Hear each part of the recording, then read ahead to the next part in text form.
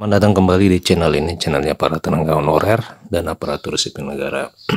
Rekan-rekan sekalian, video kali ini kita akan membahas terkait dengan opsi terakhir atau skema terakhir yang akan diambil oleh pemerintah dalam menyelamatkan persoalan tenaga honorer yang ada di Indonesia. Rekan-rekan sekalian, Menteri Pendayagunaan Aparatur Negara Abdullah Azwar Anas menyebutkan bahwa solusi bagi jutaan honorer yang posisinya akan dihapus pada November tahun 2023 itu sebenarnya dituangkan dalam revisi Undang-Undang Aparatur Sipil Negara yang saat ini tengah bergulir pembahasannya di DPR. Ia menyebutkan bahwa pihaknya telah mencarikan solusi permanen di dalam Undang-Undang ASN. Memang ada arahan dari Bapak Presiden Joko Widodo agar supaya dicari jalan tengahnya agar persoalan tenaga honorer ini bisa terselesaikan. Jalan tengah tersebut, kata Anas, adalah penyelesaian yang tidak berakibat pada terjadinya pemberhentian secara massal terhadap jutaan tenaga honorer tersebut. Pada saat yang sama, solusi itu juga tidak boleh menyebabkan pembengkakan pada anggaran pemerintah. Pembengkakan anggaran yang dimaksud adalah terjadi jika semua tenaga honorer ini harus ditetapkan sebagai ASN secara langsung. Jadi penetapan atau pengangkatan ASN secara langsung ini memang sangat sulit dilakukan oleh karena Menteri Pendayagunaan Aparatur Negara menganggap bahwa proses itu akan menyebabkan pembengkakan anggaran baik itu instansi pusat maupun instansi daerah.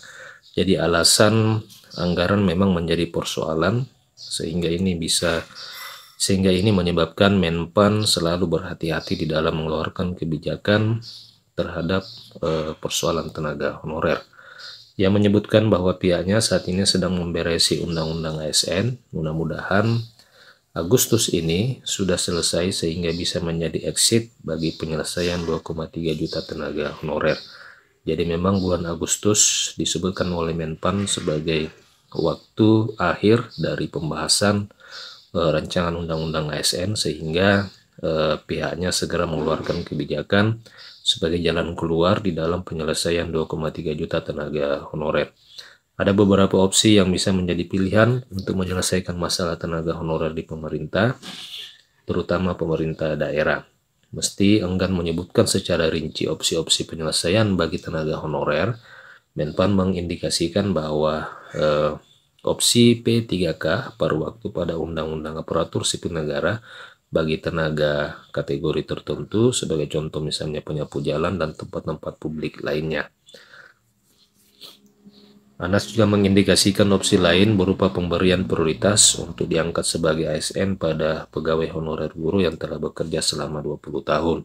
Jadi selain P3K paruh waktu, pengangkatan secara prioritas untuk diangkat menjadi ASN juga